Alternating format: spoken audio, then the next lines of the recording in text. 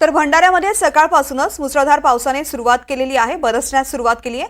सर्वदूर हा पाऊस असून ग्रामीण भागामध्ये सकाळपासूनच पाऊस पडण्यास सुरुवात झालेली आहे आणि त्याचा फटका ग्रामस्थांना बसतोय। तासाभरापासून आलेल्या पावसामुळे पुन्हा एकदा जिल्ह्यामध्ये पूर परिस्थिती निर्माण होते की काय असा प्रश्न ग्रामस्थांना पडलाय। याचा आढावा घेतलाय आमचे प्रतिनिधी तेजस मोहतुरे यांनी।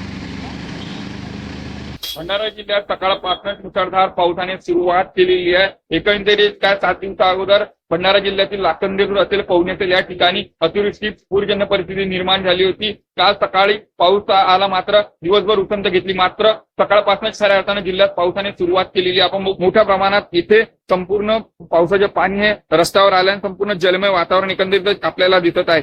त्या भंडारा जिल्ह्यामध्ये लाखंदूर असेल, पवनी असेल या ठिकाणी मोठ्या प्रमाणात पाऊस आला, त्यामुळे तेथील शेतकऱ्यांना प्रचंड नुकसान झालेला होता। असाच जर पाऊस खऱ्या अर्थाने जिल्ह्यात बरसेल तर पुन्हा एकदा एका अर्थाने पूरजन्य परिस्थिती भंडारा जिल्ह्यात सकाळपासून ग्रामीण भागात मोठ्या प्रमाणात पावसाला सुरुवात झालेली आहे आणि एकंदरीतच काय संपूर्ण हा महामार्ग आहे, हा महामार्ग संपूर्ण मोठ्या प्रमाणात वाहने चालत असताना मात्र आज सकाळपासून पाऊस येत असल्यामुळे वाहनांची सुद्धा गर्दी इथे कमी दिसत आहे। तेजस मोहतुरे, एनडीटी मराठी, भंडारा।